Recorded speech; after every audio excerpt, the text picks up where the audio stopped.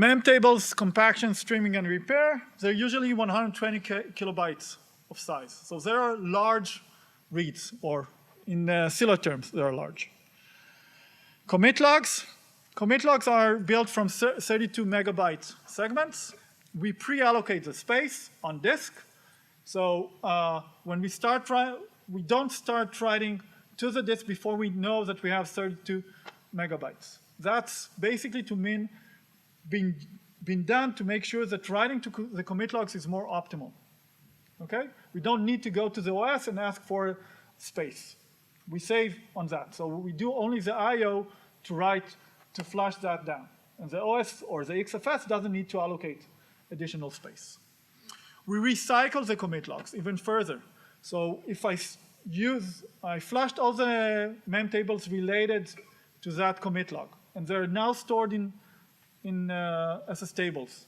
We won't give the OS back that commit log. We will reuse that space again, okay? And that is done, again, to save on allocations, to save file system operations. Rename is much easier than allocating and returning back. Okay, so that's why you have commit logs nowadays and recycled commit logs. Recycled commit logs are basically junk, okay? Scylla doesn't read them if it crashes and boots up. So if I look at disk I/O task patterns, we can see that they're different. We have reads that can be 4K or larger. We have writes that are usually 128 kilobytes of size, and we have other reads coming from compaction, streaming, and repair that are usually 128 kilobyte. I'm not talking about commit log reads or hinted handoff because they're not the regular case. So I'm skipping that when we read from them. Now, we are getting a machine from you. We have no idea what it is capable of doing. And we need to schedule operations. We need to know that we're not sending too much to the disk or too little to the disk. We need to know what the disk basically can do. So we have a process that is done during Scylla setup, which is IOTune. And IOTune basically benchmarks your disk, provides information what is the read and write bandwidth, what is the read and write IOPS that your disk can do. For example, i3 Metal write bandwidth is 6 gigabytes, but i3 Metal read bandwidth is 15 gigabytes, which is huge, okay? So we want to use that information that writes can only do 6 gigabytes and reads can do 15 gigabytes. And let's talk about the different profiles. So we said that we have reads that are 4 kilobytes and we have larger reads. Now what's the difference? Why does it matter?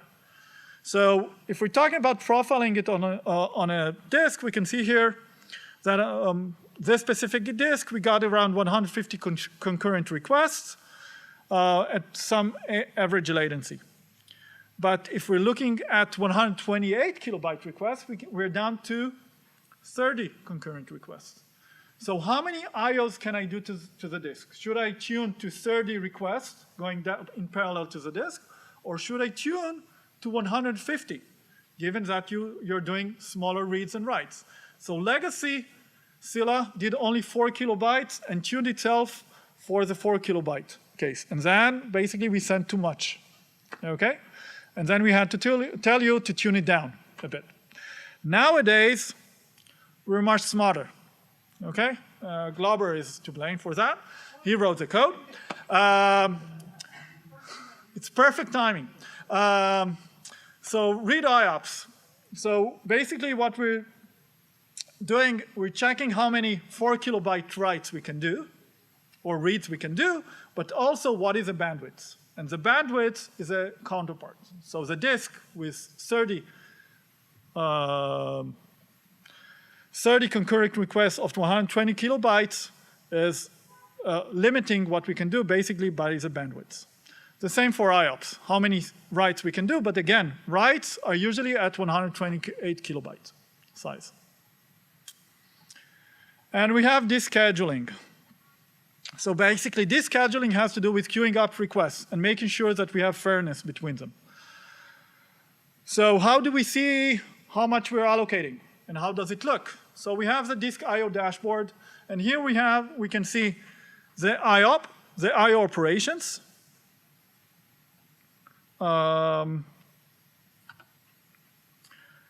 We can see the I/O bandwidth, and we can see the IOQ delay. IOQ delay means that we have requests that are waiting, which is bad. Okay, that translates, again, to latencies. So we can see the bandwidth that we're doing. If you'll divide one IOPS by the size, you'll see that it's totally different. Usually, IOPS of query divided by the bandwidth will be much smaller than commit logs or flushing and so forth.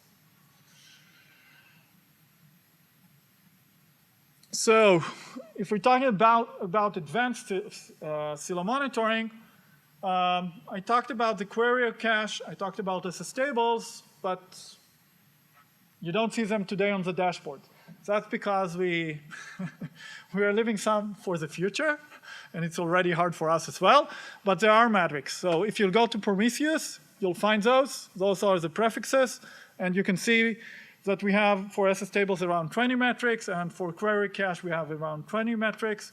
And if you query it, you'll see also input about what it means. And if I'm talking about miss, so I have a disk running at 90% utilization. Does it mean that I have only 10% left? And the answer is no. The disk have high parallelism. So you can send 100 and you can send 100 plus. 100 tells you if you saturated one pass, but it doesn't mean that you cannot saturate additional pass inside the disk. So when you're looking at Scylla metrics versus IOStat, 100 doesn't mean anything.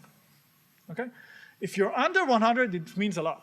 You're not maximizing everything. But if you're seeing your disk doing 110, that's fine. It may do more than that.